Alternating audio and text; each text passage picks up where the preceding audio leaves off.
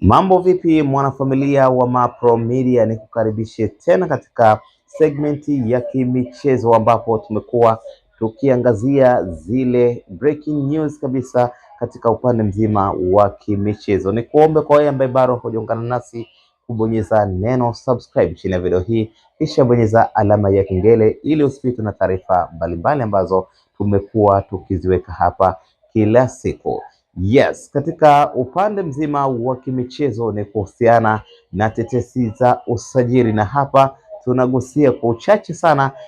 kuhusiana na sajili zinazoendelea katika klabu ya soka ya Yanga, ambapo tunaarifiwa Young Africans tayari imefanya makubaliano na wachezaji kadhaa ambao wanawania ama wanahitajika katika kikosi cha Yanga kujiunga na klabu hiyo. Sasa tunaambiwa kwamba moja ya tetesi ambayo imeanza kuvuma siku ya jana ni kuhusiana na taarifa ya kurudishwa kwa aliyewahi kuwa mchezaji wa kikosi cha Yanga, na huyu si mwingine ni mchezaji Faisal Salum Feitoto, ambapo baada ya kutoka Yanga aliweza kwenda Azam FC ya Chamazi, ambapo amehudumu kwa misimu kadhaa na sasa anarejea Yanga rasmi. Unaambiwa siku ya jana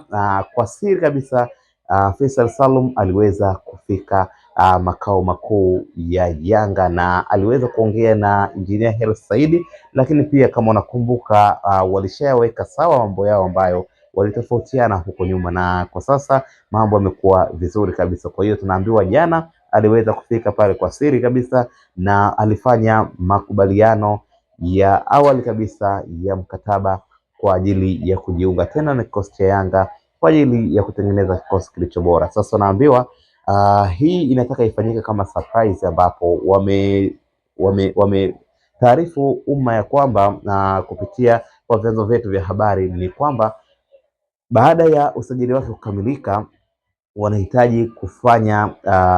launch, ni kama launch ama conference ambayo itamtambulisha rasmi Faisal Salum katika namna yake, ili kuonesha kwamba yale ambayo yalikuwa yakisemwa Faisal Salum Feitoto hawezi kurejea kikosini kwa Yanga kutokana na namna ambavyo aliweza kutoka katika kikosi hiko yawe